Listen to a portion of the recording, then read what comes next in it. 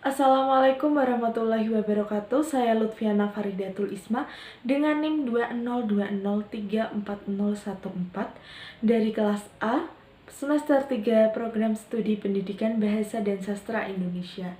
Nah, kali ini saya akan mempresentasikan PowerPoint jawaban dari soal ulangan tengah semester 3 mata kuliah telaah kurikulum. Baik, langsung saja kita masuk pada soal yang pertama. Soal pertama, ada berapa sumber prinsip pengembangan kurikulum? Menurut Anda, haruskah kesemua sumber prinsip itu digunakan ketika sedang mengembangkan kurikulum? Jelaskan dengan paragraf minimal 3 kalimat. Baik, jawaban saya, ada 4 sumber prinsip pengembangan kurikulum, yaitu yang pertama, ada data empiris atau empirical data. Yang kedua yaitu data eksperimen atau eksperimen data. Yang ketiga yaitu cerita atau legenda yang hidup di masyarakat atau folklore of curriculum.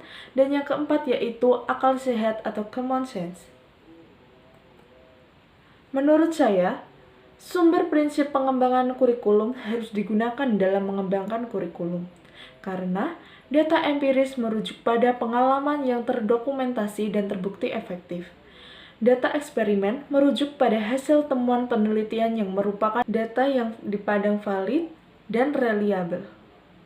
Di samping itu, banyak data-data lainnya yang diperoleh bukan dari hasil penelitian yang juga terbukti efektif untuk memecahkan masalah-masalah kehidupan yang kompleks.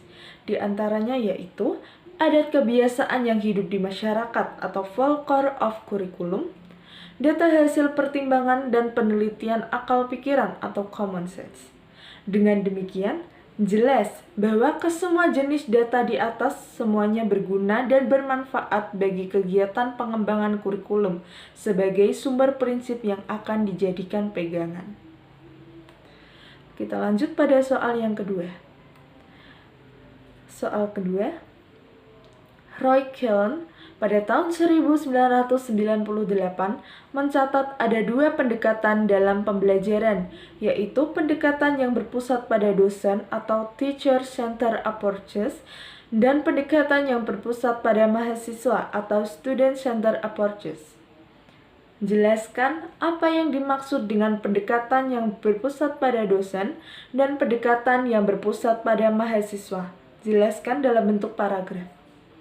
Menurut saudara, kurikulum yang berlaku di Indonesia saat ini menganut pendekatan yang mana? Jelaskan disertai dengan contoh penerapannya, sekurang-kurangnya 2 kurikulum yang ditelaah. Baik, dan jawaban saya yaitu teacher-centered approaches, yaitu di mana seluruh proses pembelajaran difokuskan kepada sang guru, di mana konsentrasi murid fokus kepada guru. Mereka mendengar dan mencatat materi yang dijelaskan oleh guru. Sedangkan student-centered approaches merupakan proses pembelajaran yang berpusat pada siswa atau mahasiswa. Dalam pengertian lain, dalam pendekatan ini, para mahasiswa atau siswa menjadi pelaku aktif dalam kegiatan belajar mengajar. Di sini saya mengambil contoh yaitu kurikulum di Indonesia yang menggunakan pendekatan teacher center, yaitu kurikulum yang diterapkan pada sekitar tahun 1960-an. Lebih tepatnya yaitu kurikulum 1964 dan kurikulum 1968. Dalam proses pembelajarannya, biasanya guru mempersiapkan bahan untuk diterapkan pada siswa.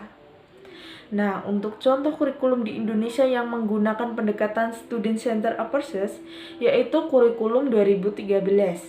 Hal itu tertuang jelas dalam Permendikbud nomor 81A tentang implementasi kurikulum 2013. Pada kurikulum 2013, siswa dituntut untuk lebih aktif dalam proses pembelajaran dan guru hanya sebagai fasilitator.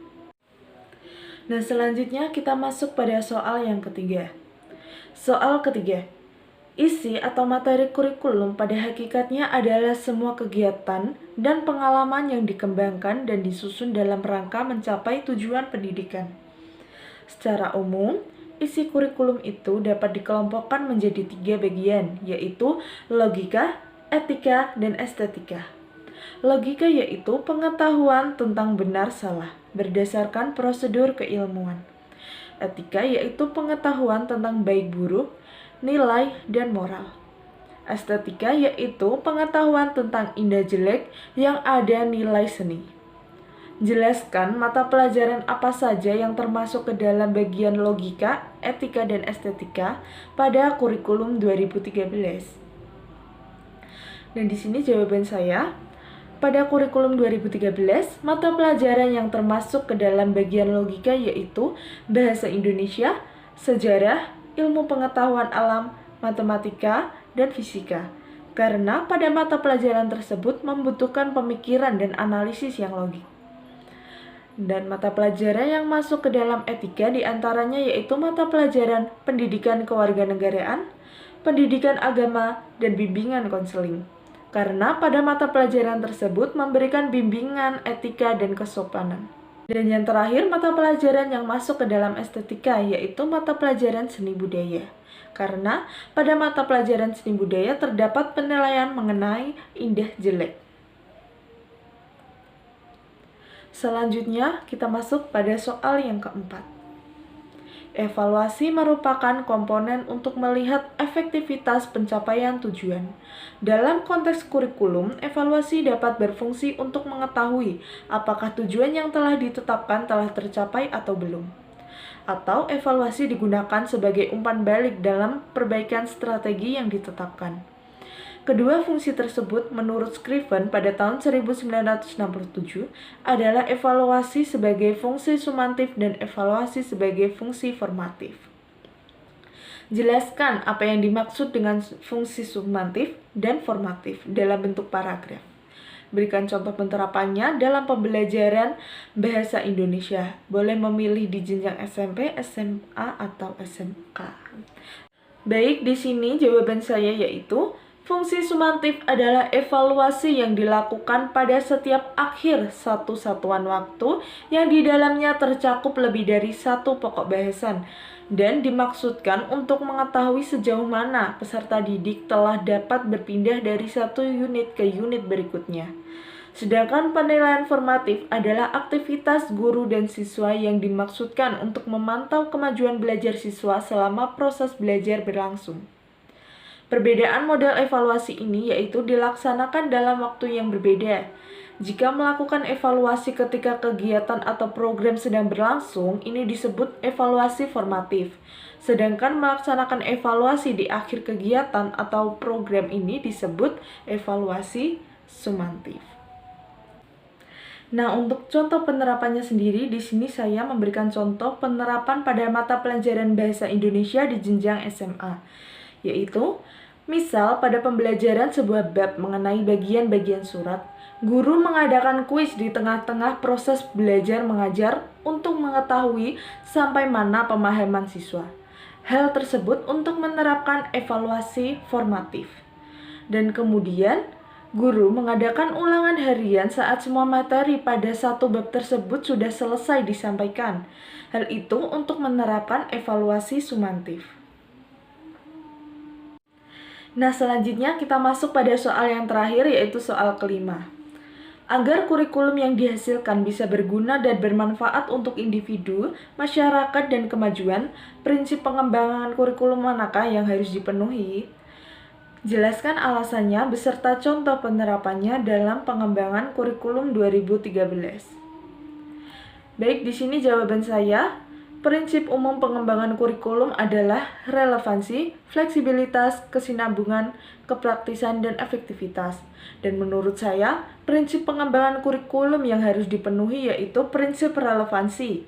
Karena secara internal, kurikulum memiliki relevansi di antara komponen-komponen kurikulum, yaitu ada tujuan, isi, metode, dan evaluasi. Sedangkan secara eksternal, bahwa komponen-komponen tersebut memiliki relevansi dengan tuntutan dan potensi peserta didik, tuntutan dan kebutuhan masyarakat atau relevansi sosiologis, serta tuntutan perkembangan ilmu pengetahuan dan teknologi. Jadi, agar kurikulum yang dihasilkan bisa berguna dan bermanfaat untuk individu, masyarakat, dan kemajuan, prinsip pengembangan kurikulum relevansilah yang harus terpenuhi. Dan contohnya, saya memberi contoh penerapan pada kurikulum 2013, yaitu dulu di sekolah-sekolah ujian dilakukan secara tertulis.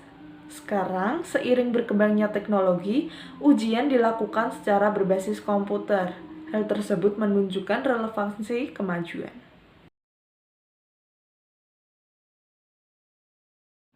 Nah, itu dia presentasi yang dapat saya sampaikan mengenai jawaban untuk soal ujian tengah semester saya. Mohon maaf apabila ada kesalahan dalam pengucapan. Saya Lutfiana Faridatul Isma pamit undur diri. Wassalamualaikum warahmatullahi wabarakatuh.